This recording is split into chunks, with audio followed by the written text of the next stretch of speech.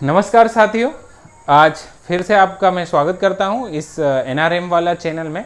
और उम्मीद करता हूं कि आपको मेरे लास्ट वीडियो अच्छा लगा होगा, जो आपने चेक डैम के बारे में सुना, समझा, देखा होगा। और उम्मीद करूंगा कि आप ये जो है वीडियो जल्दी से जल्दी अपने दोस्तों को शेयर करें, बेल आइकन पर क्लिक करें और ज़्यादा से ज़्यादा सब्सक्राइब करें।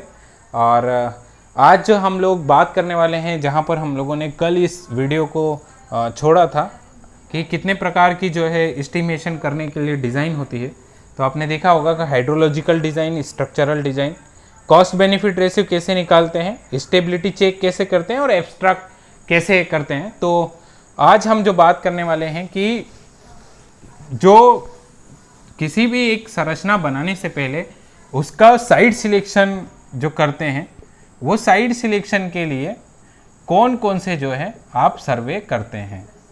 तो इसका एक तो है कि टाइप ऑफ सर्वे कौन सा किया जाता है, टाइप्स ऑफ सर्वे। दूसरा, इसमें कौन कौन सी साइट सिलेक्शन करने पे जो है कौन कौन सी बातों का ध्यान रखा जाता है। तो साइट सिलेक्शन को लेकर जो है हम लोग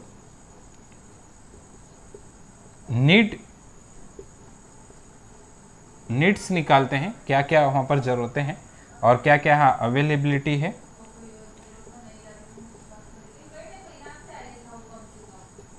अवेलेबिलिटी देखते हैं। तीसरा ये है कि जब हम लोग कोई स्ट्रक्चर बनाते हैं तो वहाँ पर कितने प्रकार के हम बोल सकते हैं कि एक सर्वे करने की ज़रूरत है। जैसे कि इस सर्वे में हम बात करेंगे एल सेक्शन सर्वे की, और एक होगा आपका क्रॉस सेक्शन सर्वे। पर फिर भी हमें एक देखना पड़ेगा कि एक जो है सोशल स्टडी करने की जरूरत है। जहां पर भी आप कोई चेक डैम को लेकर प्रपोज कर रहे हैं, सोशल स्टडी हो गया आपका, एक जो है टेक्निकल स्टडी, और तीसरा जो होता है आपका इकोनॉमिक स्टडी।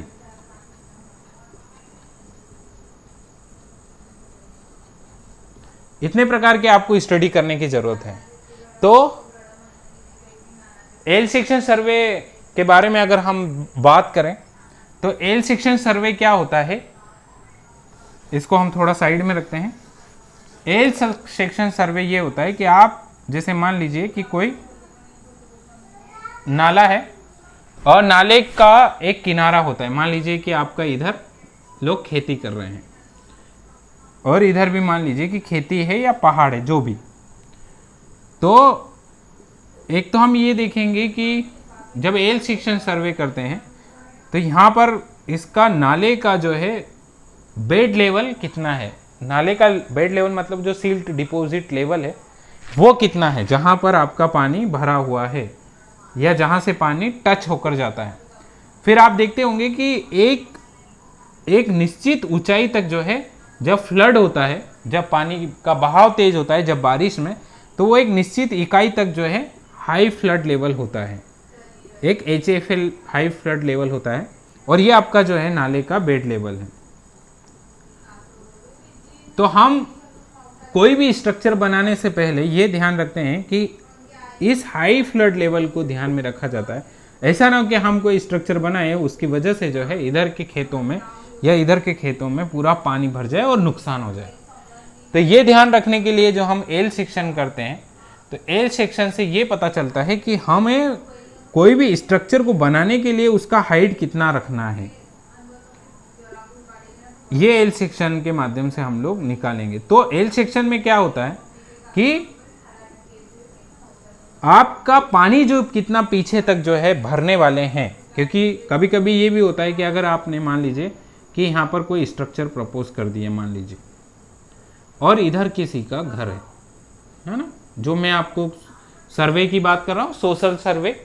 तो सामाजिक सर्वे में हम लोगों को ये देखना पड़ेगा कि ऐसा ना हो कि आप कोई स्ट्रक्चर बना रहे हैं और उसकी वजह से किसी का नुकसान हो जा रहा है, या किसी का खेत डूब जा रहा है, किसी का घर डूब जा रहा है, किसी के जानवरों को परेशानी हो रही है। तो ये जो है हम लोग एल सेक्शन लेवल से जो है निकालेंगे कि आपका जो पानी रोकने का है वो कितने लेवल तक आप पानी रोकते हैं। मान लीजिए आप यहाँ स्ट्रक्चर बना रहे हैं, तो क्या इसका लेवल कहाँ तक जाएगा, मतलब इस तरीके से बेड लेवल चलता है नाले का, इस तरीके से, ये यहाँ पर आप देख सकते हैं इस तरीके का नाले का बेड लेवल होता है। आप यहाँ स्ट्रक्चर बनाएंगे तो बेड लेवल जो है इस तरीके से जाएगा और यही जो है आपको स्लोप बताएगा। तो जब हम साइट सिलेक्शन की बात करेंगे तो कहाँ पर बनना चाहिए, तो ये जो होता है आपका स्लोप जो है 0 से 5% तक का स्लोप होना चाहिए। कितना प्रतिशत होना चाहिए? 0 से 5% तक का आपका स्लोप होना चाहिए। 3% तक का अगर स्लोप होता है तो भी कोई बुराई नहीं है, उसमें ज़्यादा से ज़्यादा दूर तक पानी रुकेगा। तो ये एल सेक्शन सर्वे में हम लोग जो है पता करते हैं कि आपका पहले 50 मीटर पे यहाँ कितना लेवल है, दूसरे 50 मीटर पे आपका कितना लेवल है, तीसरे 50 मीटर पे कितना लेवल है। ऐसे आपका जितना भी स्ट्रक्चर जितनी दूर तक आपका पानी रोक सकता है, हर एक लेवल पे जो है हम इस तरीके का एक सर्वे करेंगे। हो सकता है कि आप कोई 1.5 मीटर का स्ट्रक्चर ले रहे हैं हाइट में, तो यहाँ पर 1.5 हो, फिर यहाँ 1.3 होगा, 1.1 होगा, 0.9 होगा, 0.7 होगा, 0.5 होगा, 0.3 होगा, 2 होगा और 0 हो जाएगा। इस तरीके से जो है आप इसमें देख सकते हैं। तो ये एल सेक्शन सर्वे में हम लोग ये पता करते हैं कि आपका जो है पानी कितनी दूर तक जो है रुकने वाला है, ये एल सेक्शन सर्वे से हमको पता चलेगा।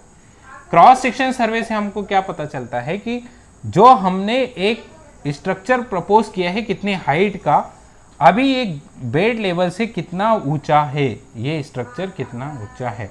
तो आप क्या करेंगे कि अपना एक यहाँ पर एक रस्सी लेंगे, एक रस्सी ऐसे बांध देंगे और रस्सी के द्वारा जो है आप क्या करेंगे, यहाँ पर पहले यहाँ पर एक टेप लगाएंगे, दूसरा यहाँ पे लगाएंगे, हर 1 मीटर पे आप जो है इसको ऐसा निकालेंगे। तो इसको हम बोलेंगे क्रॉस सेक्शन सर्वे, ठीक है, क्रॉस सेक्शन सर्वे।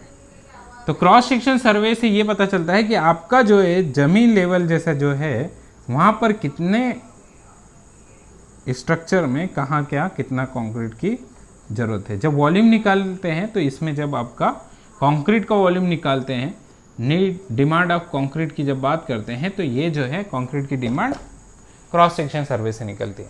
और एल सेक्शन सर्वे से क्या पता चल रहा है हम लोगों को कि पानी का जल भराव कितना दूर तक है। तो उस तरीके से जो है हम लोग एल सेक्शन में पता कर सकते हैं। तो सिंपल सा है, एल सेक्शन में जल की भराव क्षमता को गणना करने के लिए एल सेक्शन सर्वे किया जाता है।